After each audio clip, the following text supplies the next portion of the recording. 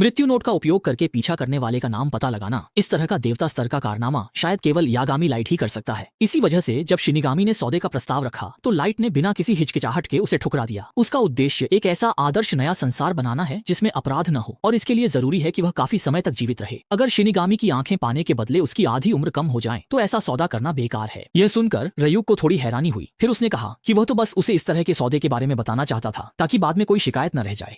हकीकत में लाइट को पहले ही देर से बताने पर नाराजगी थी। ऐसी बातें नोटबुक के इस्तेमाल के नियमों में लिखी होनी चाहिए थीं। एक सम्मानित मृत्यु देवता होकर भी रयुक की हालत ऐसी हो गई है कि कोई उसकी परवाह नहीं करता। ऊपर से सामने वाले की आलोचना भी सुननी पड़ती है। लाइट नोटबुक पलटते हुए बोल रहा था। तभी उसे समझ आ गया कि वह पीछा करने वाले का नाम कैसे पता कर सकता है। सबसे पहले यह जांचना होगा कि डेथ नोट कितनी हद तक नियंत्रण कर सकता है। उसने प्रयोग के लिए 6 मौत की सजा पाए कैदियों को यादृच्छिक रूप से चुना। सभी की मौत का कारण दिल का दौरा था। फर्क बस इतना था कि उनमें से 3 ने मरने से पहले असामान्य हरकतें की थीं।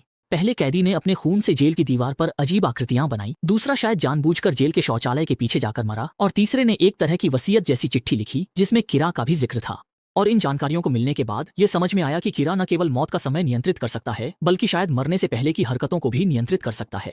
लगता है कि प्रयोग कर रहा है, नतीजे पता न चले। इसके लिए तय किया गया कि मीडिया को कोई जानकारी नहीं दी जाएगी। बाहर सिर्फ यही बताया जाएगा कि मौत का कारण दिल का दौरा है। हालांकि यागामी लाइट पहले ही अपने पुलिस प्रमुख पिता के कंप्यूटर से नतीजे जान चुका था। पहले 3 लोगों की मौत की परिस्थितियां वैसी ही थीं जैसी नोटबुक में लिखी गई थी, लेकिन बाकी 3 लोगों के व्यवहार पूरे नहीं हो सके। जैसे एक अपराधी से चाकू की तस्वीर बनवाना, लेकिन जिसने कभी चाकू नहीं देखा वह बना नहीं सकता। अगर जानकारी नहीं है तो नोटबुक असर नहीं कर सकती। इससे यह स्पष्ट होता है कि डेथ नोट को केवल तर्कसंगत सीमाओं के भीतर ही इस्तेमाल किया जा सकता है। फिर वह न सिर्फ पुलिस को लाइट के इरादों का पता नहीं चलने देता, बल्कि शिनिगामी रयुक भी उसकी सोच को नहीं समझ पाता। लाइट ने स्क्रीन पर एक नशेड़ी को निशाना बनाया जिसकी खबर कल समाचार में आई थी। उसने बैंक लूटा था और राहगीरों पर हमला कर भाग गया था। लाइट उसकी मदद से पीछा करने वाले का नाम पता लगाने की योजना बना रहा है।